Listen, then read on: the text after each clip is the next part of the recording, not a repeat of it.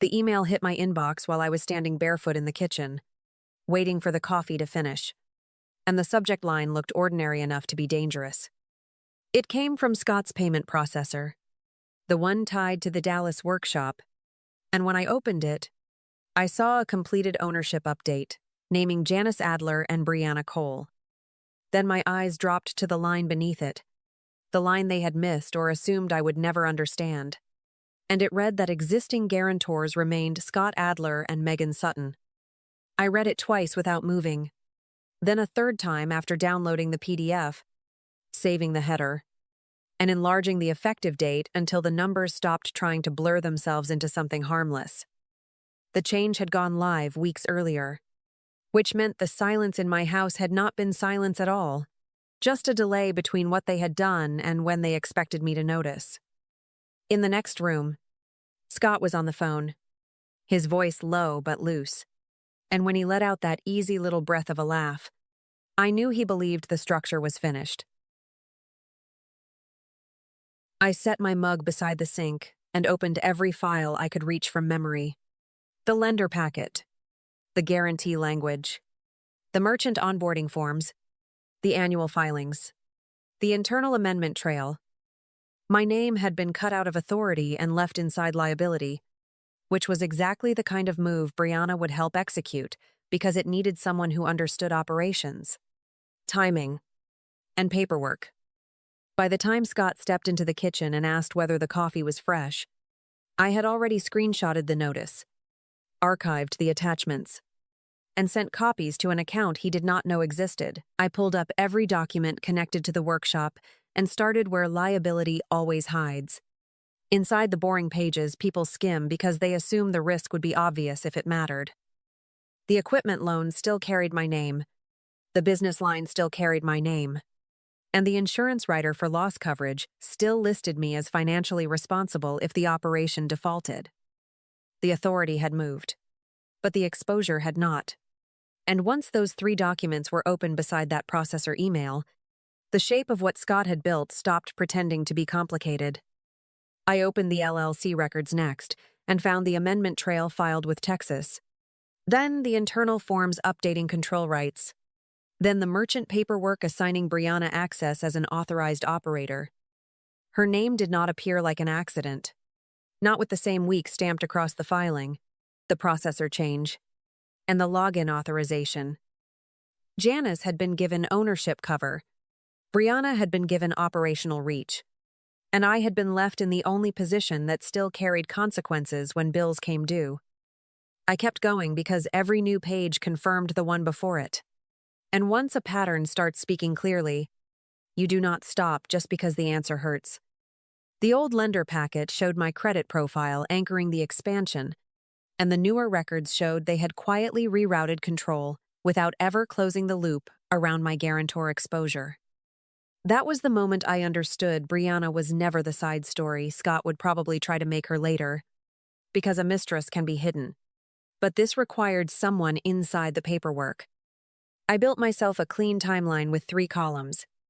Who signed, who gained authority, and where my name still remained attached to debt. Then filled it line by line until nothing blurred.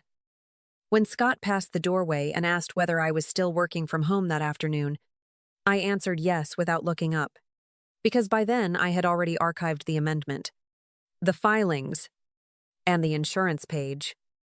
I was not guessing anymore, and the proof, sitting open on my screen, made the truth plain enough to live inside my body without a single raised voice.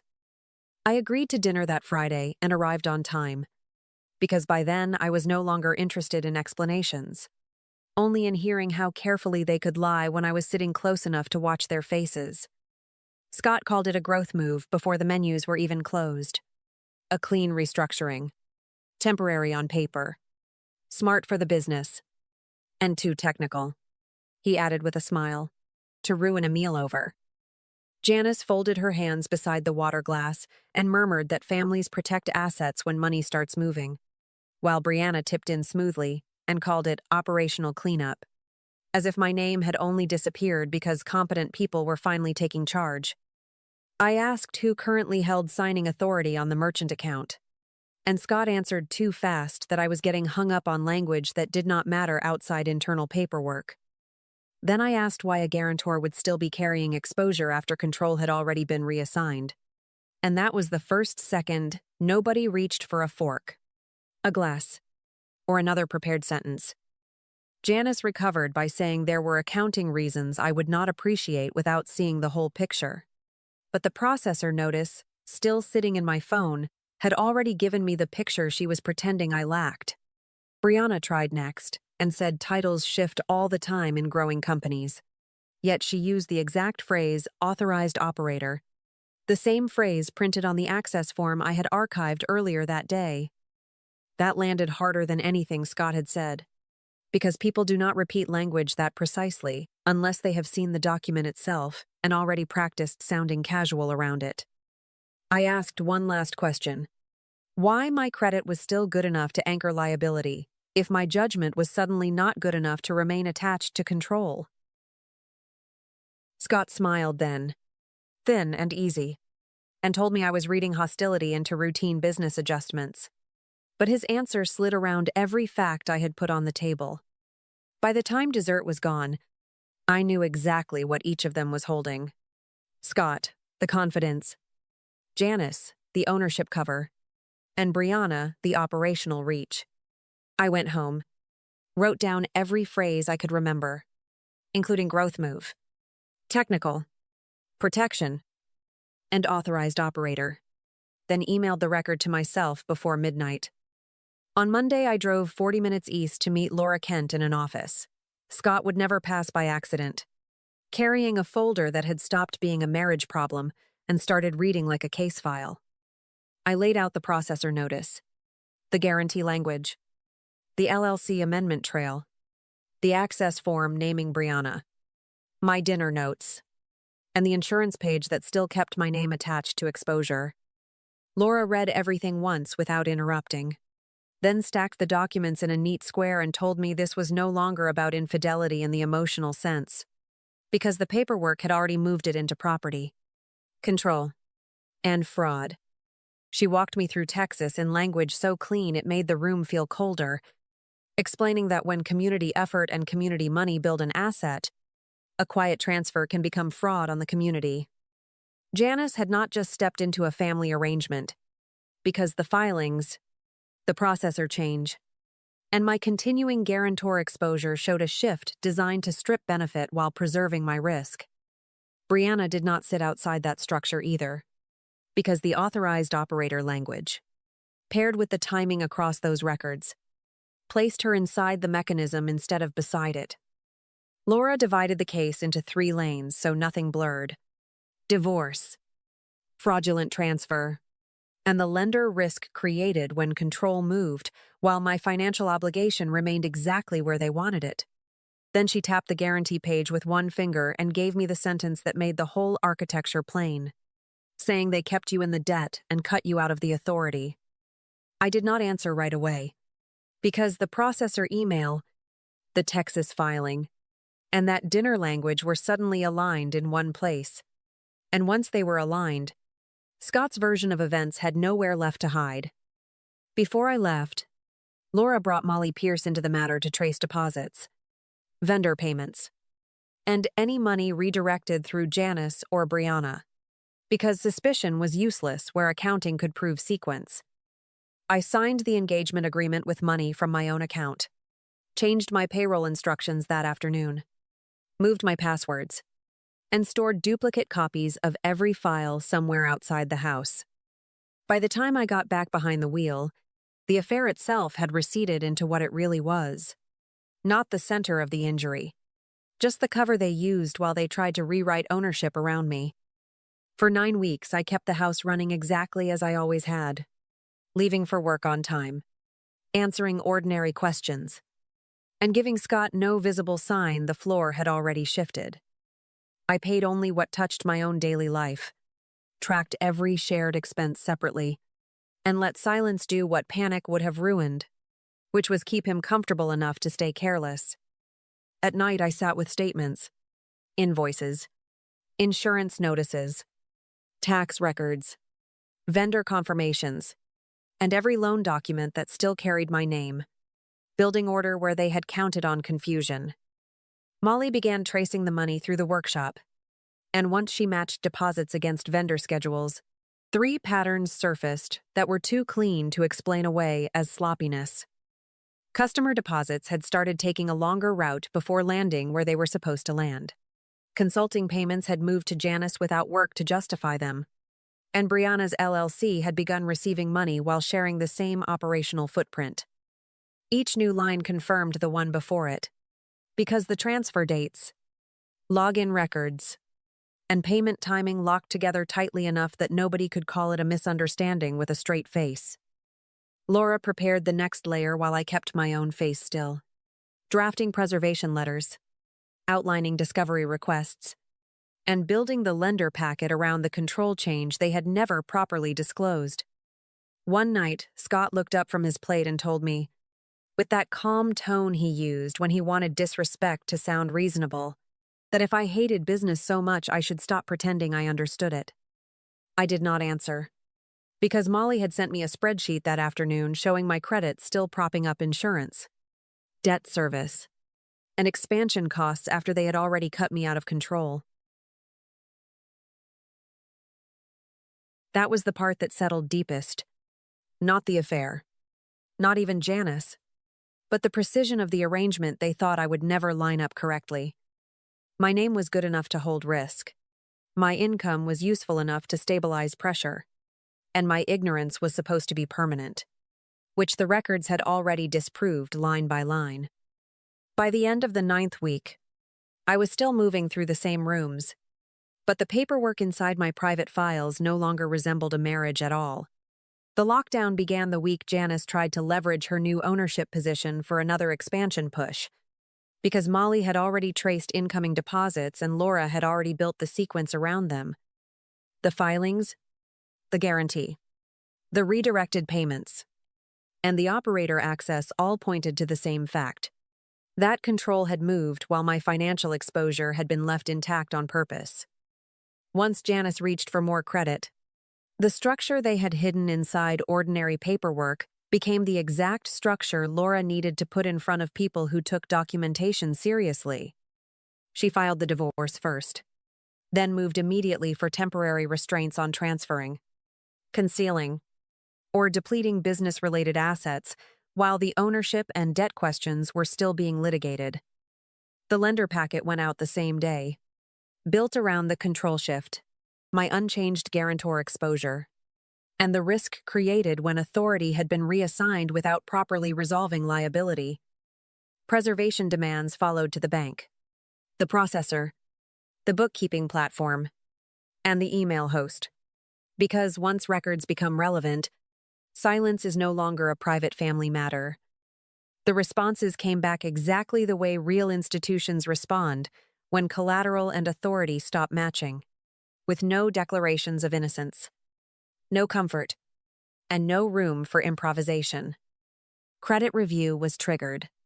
Additional lending stalled, and the processor requested updated beneficial ownership support, along with proof of who had actually been authorized to make prior changes. Nothing about that sequence felt dramatic from the outside, but inside the system they depended on, it was the sound of doors closing one after another. Scott came home angry in a way I had not seen before, dropped his keys too hard on the counter, and asked whether I had reported the company to the bank. I told him I had notified the places still carrying my name on the risk, and when he snapped that I was trying to destroy his business, the lender notice sitting in my email had already answered him better than I needed to. Janice called later and said I was humiliating the family over a misunderstanding, while Brianna sent a clipped message insisting I was emotional, uninformed, and about to cost everyone real money. But the real money had already started tightening around them, because once review began, they could not expand, repackage, or cleanly move anything without answering the exact questions they had tried to route around me. Scott floated a private deal 2 nights later. A smaller payout, a car, and a clean exit if I would stop pushing paper into places that could slow him down. But the offer only confirmed he understood the pressure.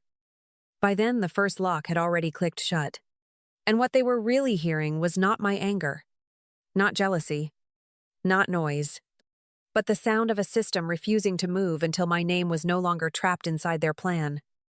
They did not fold when the first lock clicked shut. Because people who build a plan that cold usually mistake delay for weakness and pressure for proof they are still in control. Scott started telling longtime clients I was unstable, overreaching, and trying to punish him for personal reasons, while Brianna worked the same story from the inside, polished and professional, saying I had never understood the business and was lashing out now that real operators were steering it. Janice took the family version and pushed it harder, framing me as the bitter wife who wanted ownership through divorce after failing to earn it inside the marriage. The trouble with that story was that Discovery had already started pulling papers faster than they could polish their language. And papers do not care who sounds calmer at dinner.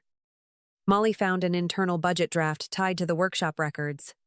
And buried inside the projections was a line item plan that assumed my guarantor exposure would stay in place long enough to strain my credit and force a cheaper settlement. That was the blacker twist. Not just that they had cut me out of control, but that they intended to use the weight of the debt, still hanging from my name, to bend me into surrender. Laura moved on that document immediately, because once intent is written down beside projected numbers, people lose the luxury of calling a structure accidental. She pushed for more records, more correspondence, and more transaction support. While Molly tied the budget language to the redirected payments and the operator access Brianna had already tried to soften into routine procedure, the picture darkened by the day, because every file they produced made the same point more clearly, that I had never been left behind by oversight. I had been left exposed by design. Brianna tried one more pass-through email with a vendor, signing on behalf of ownership, while still maintaining through counsel that nobody had truly changed anything material about control. That contradiction landed hard, because the vendor chain, the budget draft, the guarantee documents, and the access records all now carried the same message in different fonts.